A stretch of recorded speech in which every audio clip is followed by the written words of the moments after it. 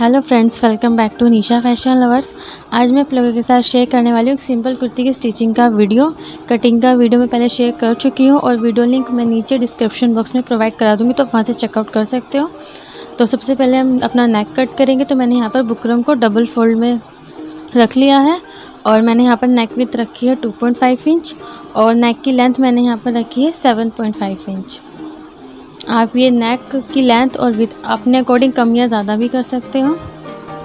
तो इस तरह से मैंने ये बॉक्स बना लिया है। अब इस बॉक्स में मैं अपने नेक की शेप दूंगी। तो ऊपर से मैंने यहाँ पर मार्क किया है 5 इंच। अब इस 5 इंच को हमने जो नेक की लेंथ रखी थी उससे जॉइंट कर देंगे। तो इस तरह से यहाँ पर हम अपने नेक की जो शेप बना रहे हैं वो बनाएंगे स्वीट हार्ट शेप। और मैंने यहाँ पर 1-1 इंच का मार्जिन रखा है। अब इन मार्क को हम जॉइंट कर देंगे।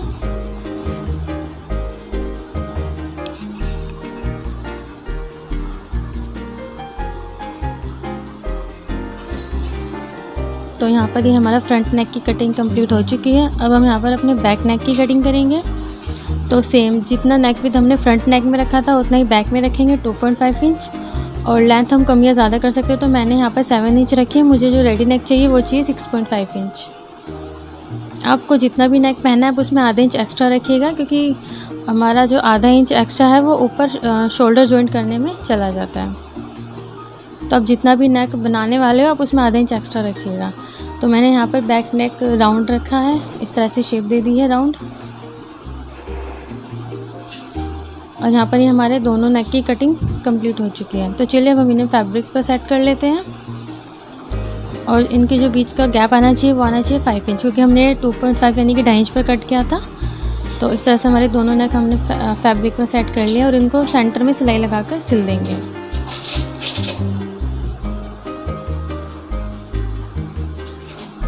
उसके बाद जो एक्स्ट्रा कपड़ा था इसको भी यहाँ पर फोल्ड कर इस तरह से सिल देंगे।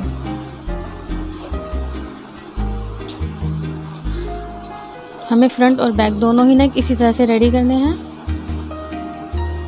तो यहाँ पर ही हमारे दोनों नेक हमने रेडी कर लिए हैं। अब हम इनको अपनी कुर्ती पर लगाएंगे। तो सबसे पहले हम अपने नेक पर सेंटर पॉइंट लगाएंगे इस तरह से। अगर आपके पास प्रेस है तो आप प्रेस से कर सकते हो।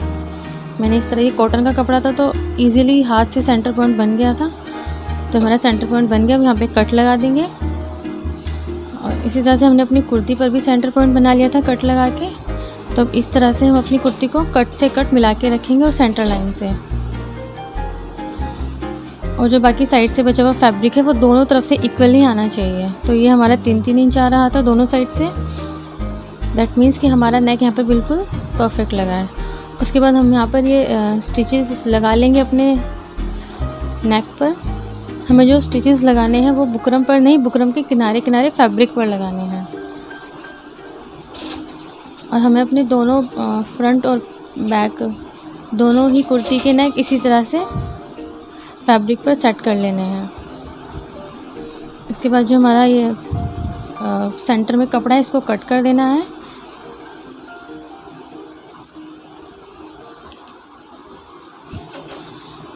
ये कपड़ा कट कर देने के बाद हमें इसमें कट्स लगाने हैं। और कट्स लगाते टाइम ध्यान रखना है हमारी सिलाई नहीं कटनी चाहिए बिल्कुल भी। कट्स लगाने से क्या होता है, हम अब जब इसको फोल्ड करेंगे ना, ये इस पर कोई भी रिंकल नहीं आएगा। ये बिल्कुल परफेक्ट और इजीली इस तरह से फोल्ड हो जाएगा। अब हम इस पर यहाँ पर एक लेस लगाएंगे। अगर आप चाहो तो आप इसको सिंपल भी रख सकते हो। तो लेस लगाने के लिए मैंने यहाँ पर सबसे पहले मार्क किया है 14 इंच पर। और एक सेंटर लाइन हम यहाँ पर ड्रॉ कर लेंगे। तो यहाँ पर हमने अपना सेंटर जो लाइन थी वो ड्रॉ कर ली है। अब हम इसके ऊपर लेस लगाएंगे। तो यहाँ पर हम अपनी कुर्ती पर लेस लगा रहे हैं। अच्छा, मैं यहाँ पर आपको एक चीज़ बता देती हूँ। आप जब भी किसी भी फैब्रिक पर लेस लगाएं तो उसको कभी भी पक्की सिलाई से ना लगाएं, उसको 4 नंबर या 5 नंबर की सिलाई से लगाएं। वो इसलिए जब हम लेस को 3 नंबर की सिलाई से लगाते हैं तो उस पर रिंकल्स आ जाते हैं और सिकुड़न आ जाती है उसमें। तो इसलिए हमें उसको 4 या 5 नंबर की सिलाई से लगाना चाहिए। वो बिल्कुल परफेक्ट लगती है और उस पर कोई भी रिंकल्स नहीं आता। और लेस को हमेशा हल्का सा खींच कर लगाना चाहिए और कपड़े को हल्का सा लूज छोड़कर। तो हमने जो सेंटर लाइन ड्रॉ की थी हमने उसको सेंटर लेते हुए हमने उसके दोनों साइड पर लेस लगा दी है। और यहाँ पर हमारी लेस ये कंप्लीट लग चुकी है। तो यहाँ पर हमारा फ्रंट नेक जो है वो रेडी हो चुका है लेस लग के। तो चलिए अब हम अपनी कुर्ती के शोल्डर जॉइंट करते हैं। तो ये हमें किस तरह से जॉइंट करने हैं, हमने पहला नेक रेडी कर लिया था, मतलब जो फर्स्ट हमारा कुर्ती का पार्ट था, और उसके ऊपर हमें इस तरह से इसको जॉइंट नहीं करना बिल्कुल भी, हमें बैक पीस को इस तरह से ओपन करके जॉइंट करना है। और दूसरी साइड में हम इसी तरह से सिलाई लगा लेंगे। इसके बाद हमें क्या करना है, जब हम इसको इस तरह से ओपन करेंगे तो हमने जो पार्ट ओपन छोड़ा था पीछे वाला, वो इस तरह से अपना फोल्ड हो जाता है, और उसको इस तरह से बैक में फोल्ड कर कर हम इस पर 5 नंबर की सिलाई लगा देंगे, क्योंकि हमें इस पर बाद में हाथ से तुरपाई करनी है, तो मैं इस पर यहाँ पर इसलिए 5 नंबर की सिलाई लगा लूँगी। आप इस तरह से शोल्डर जॉइंट करेंगे तो ये आपको शोल्डर पे चुभेगा भी नहीं, और दूसरा ये बिल्कुल प्रोफेशनल लगता है।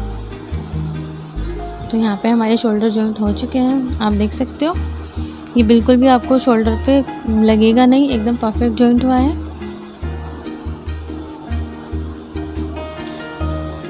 अब हम कुर्ती की फिटिंग लगाएंगे। तो जैसा आप देख सकते हो, हमने यहाँ पर कटिंग करते टाइम कुछ कट्स लगाए थे।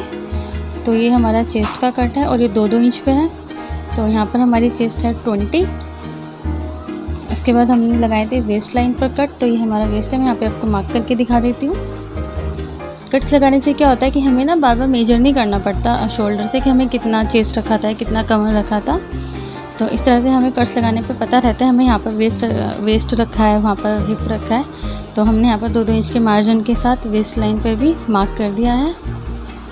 17 हमारा वेस्ट है, तो यहाँ पे आधा इंच एक्स्ट्रा, 1 इंच एक्स्ट्रा रहा था, तो मैं दोनों साइड से आधा इंच का मार्जिन और ले दूँगी। तो यहाँ पर हमारा 17 आ रहा है। तो इसके बाद हम अपना हिप लाइन पर मार्क करेंगे। तो इस तरह से 2-2 इंच का हमने मार्जिन रखा था दोनों साइड पर। तो हमने यहाँ पे 2-2 इंच मार्क कर लिया, और हिप भी थे हमारे 20, तो 20 आ रहे हैं। अब हम इन सभी मार्कों को जॉइंट कर देंगे इस तरह से स्केल से। ये हमारा शेप स्केल है। अगर आपके पास ये स्केल नहीं है तो कोई बात नहीं, आप इंची टेप से भी जॉइंट कर सकते हो। बस कमर पर हल्की सी गोलाई दे दीजिएगा। तो इस तरह से हमारे यहाँ पे मार्क लग चुके हैं। चलिए हम इन पर सिलाई लगा लेते हैं। तो इस तरह से हम अपनी कुर्ती की फिटिंग कर रहे हैं। दूसरी साइड भी हमें सेम इसी तरह से सिलाई लगा लेनी है। तो जब हम यहाँ पे हिप लाइन पर आ जाएं तो इसको लॉक करने के लिए हमें यहाँ पर 2.5 इंच तक का निशान लगाना है, और उसके बाद हमें ये सिलाई वापस लेकर जानी है। तो इस तरह से हमने यहाँ पर सिलाई को लॉक कर दिया है। तो हमारी दोनों साइड की फिटिंग लगा चुके हैं हम। तो अब हम यहाँ पर अपने चाक फोल्ड करेंगे। तो हमने यहाँ पर स्ट्रेट कुर्ती बनाई है, तो जितना मार्जिन हमने हिप में रखा था उतना ही हम चाक के लिए रखेंगे। तो हमने यहाँ पर 2 इंच का मार्जिन रखा है, और चाक को हम इस तरह से फोल्ड कर लेंगे। तो मैं यहाँ पर तुरपाई वाली कुर्ती बना रही हूँ, इसलिए मैं चाक पर 5 नंबर की सिलाई लगाऊंगी, मतलब कच्ची सिलाई। अगर आप सिलाई वाली कुर्ती बना रहे हो तो आप सिर्फ 1.5 इंच का मार्जिन रखिएगा। तो इस तरह से हम अपनी चाक फोल्ड कर रहे हैं, और दूसरी साइड का चाक भी हम सेम इसी तरह से फोल्ड कर लेंगे। फ्रेंड्स, अगर आपको वीडियो अच्छा लगे तो वीडियो को लाइक कीजिएगा, और चैनल को सब्सक्राइब ज़रूर कीजिएगा, और साथ ही साथ वीडियो अपने फ्रेंड्स एंड फैमिली के साथ शेयर कीजिएगा। और इस कुर्ती का जो वीडियो लिंक है कटिंग का, वो मैं आपको डिस्क्रिप्शन बॉक्स में शेयर कर लूँगी आप लोगों के साथ। तो आप वहाँ से कटिंग की वीडियो को देख सकते हो।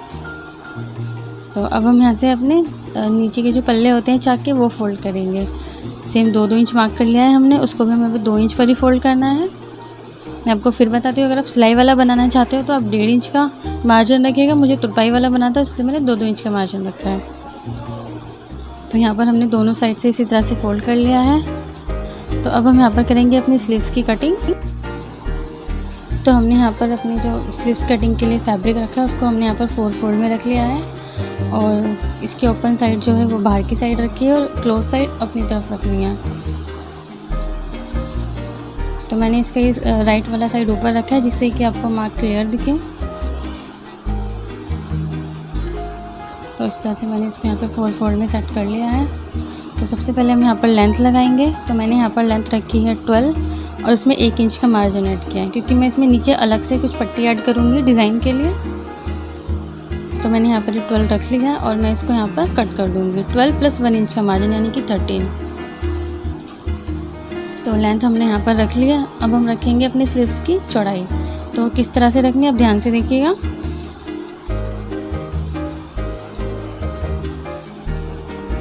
तो जितना भी हमारा चेस्ट होता है हम उसके अकॉर्डिंग अपनी स्लीव्स की चौड़ाई रखते हैं। तो चेस्ट है हमारा 40 को 4 से डिवाइड करेंगे तो आएगा 10। हमें उसमें से 1 इंच माइनस करना है। तो हमें अपनी जो स्लीव्स की फिटिंग रखनी है वो रखनी है 9 इंचेस। जितना भी आपका चेस्ट का 4 है उसमें से 1 माइनस करना है। उसके आगे से फिर हमें 2 इंच का मार्जिन रखना है। आप ये मार्जिन 1 से 1.5 इंच तक का भी रख सकते हो अगर आप परफेक्ट सिलाई करते हो तो। लेकिन अगर आप बिगनर्स हो तो आप यहाँ पर 2 इंच का मार्जिन रखिएगा। तो जहाँ से हमने मार्जिन 2 इंच का रखा था वहाँ से हमें 3 इंच की डेप्थ देनी है, मतलब गहराई देनी है। तो मैं यहाँ पे निशान थोड़े से डार्क कर रही हूँ जिससे कि आपको कैमरा में क्लियर दिखे। उसके बाद से हमें क्या करना है, बंद साइड से यानी कि अपनी वाली साइड से 2 इंच मार्क करना है। अगर आप चाहो तो फ्री हैंड ये शेप दे सकते हो, और अगर आप सीख रहे हो मतलब अपने अभी सिलाई सीखना स्टार्ट किया है तो आप यहाँ से 2 इंच की शेप देके इस तरह से 3 इंच पे जो हमने गहराई दी है उससे मिलाना है। तो ये हो गई हमारी बैक शेप स्लीव्स की, इस तरह से। इसके बाद हमें क्या करना है, जो हमने फिटिंग का मार्क किया था 9 इंच वाला, इस तरह से हम उसको थोड़ा सा अपने बैक शेप के पास ले जाएंगे, इस तरह से। अब हमें यहाँ पर अपनी फ्रंट शेप देनी है। तो इस तरह से हम अपनी फ्रंट शेप देंगे। यहाँ पर इसे हल्की सी हम नीचे की तरफ गोलाई देंगे। तो ये हमारी फ्रंट शेप भी रेडी हो गई। अब इस तरीके से बाजू कट करेंगे तो आपकी बाजू कुर्ती के आर्म होल पर ना तो छोटी रहेगी और ना ही बड़ी आएगी, बिल्कुल परफेक्ट आएगी। हमने इसमें से 1 इंच इसलिए कम किया था क्योंकि हमने यहाँ पर 3 इंच की गहराई दी है। तो जब भी कोई चीज़ इस तरह से आड़ी जाती है तो ऑटोमेटिकली अपने आप ही लंबाई में बढ़ जाती है। तो ये हमारी शेप हमने लगा ली है यहाँ पर। अब हम लगाएंगे यहाँ पर अपनी कुर्ती का बॉटम, सॉरी अपने स्लीव्स का बॉटम। तो बॉटम है हमारा 6 और उसमें हमने यहाँ पर 2 इंच का मार्जिन ऐड किया।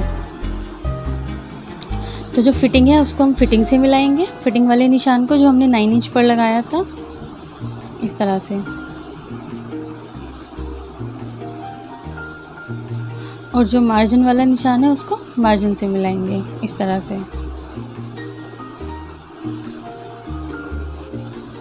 तो चलिए अब हम यहाँ पर अपने स्लीव्स की कटिंग कर लेते हैं।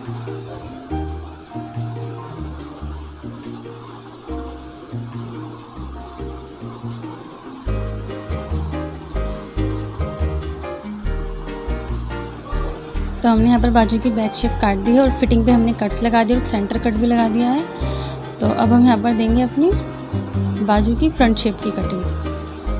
ये हमें दोनों बाजू के आगे वाले पार्ट पर देनी होती है। तो इस तरह से हमने यहाँ पर अपनी बाजू कट कर ली है। तो हमें यहाँ पर बाजू में नीचे डिज़ाइन बनाने के लिए जो पट्टियाँ चाहिए हमने वो भी कट कर ली हैं। टोटल हमने यहाँ पर इनको 8 कट किया है। एक बाजू में हमारी 4 लगेगी। तो हमने यहाँ पर सबसे पहले 2 पट्टियाँ उठाएंगे इस तरह से और सीधी वाली साइड अंदर रखनी है और इसको इस तरह से सिल लेना है। तो एक साइड से हमें इसको लंबाई में सिलना है और एक साइड से हमें इसको चौड़ाई में सिल लेना है। और बाकी की जो पट्टियाँ हैं वो भी हमें इसी तरह से रेडी कर लेनी है। उसके बाद हम इसको पलट देंगे।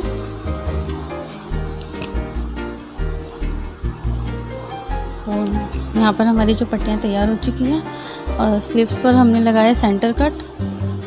तो सेंटर कट लगाने के बाद हमने जो बंद वाली साइड है वो इस यहाँ सेंटर पर लगानी है, सेंटर कट जो लगाया था।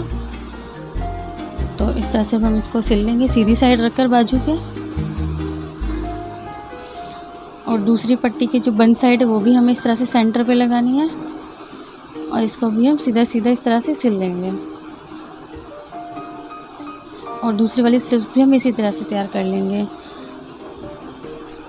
उसके बाद हम यहाँ पर स्लीव्स के ऊपर टॉप सिलाई लगा देंगे।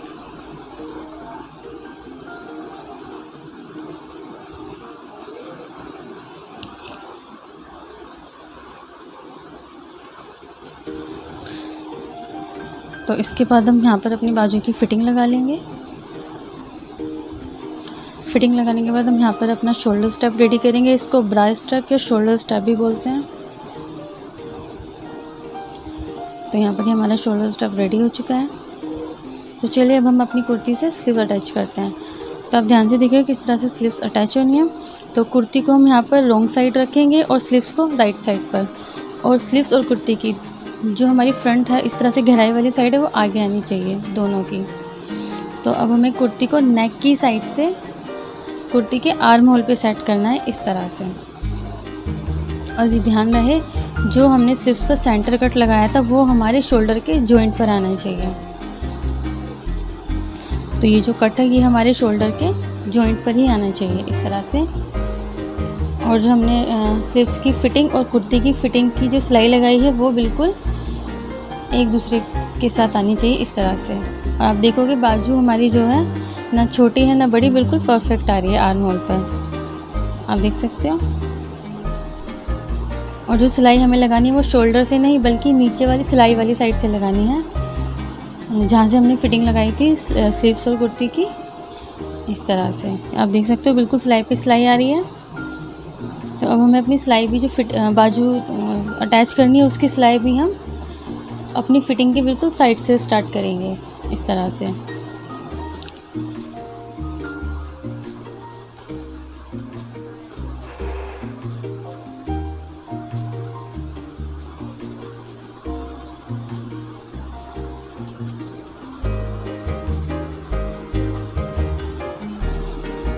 तो अब यहाँ पे अपने शोल्डर पर हम शोल्डर स्ट्रैप जॉइंट करेंगे इस तरह से। ये हमें बिल्कुल जॉइंट पर रखना होता है, शोल्डर के जॉइंट पर। तो इसको रख के हम ऊपर से स्लीव्स अटैच करके इसको सिल देंगे।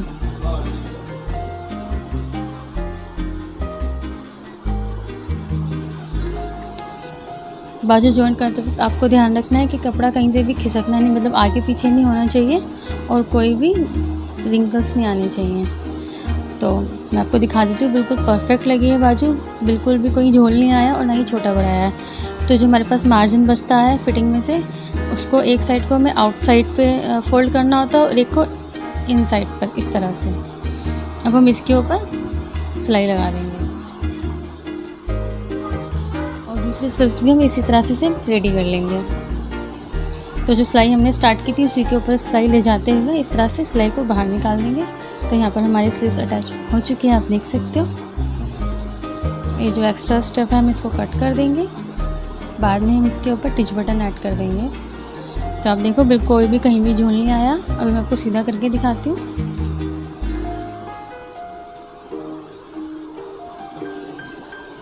तो इस तरह से आप आर्म होल देख सकते हो, सिलाई के ऊपर सिलाई आई है बिल्कुल। तो ये हमारी बाजू यहाँ पर अटैच हो चुकी है।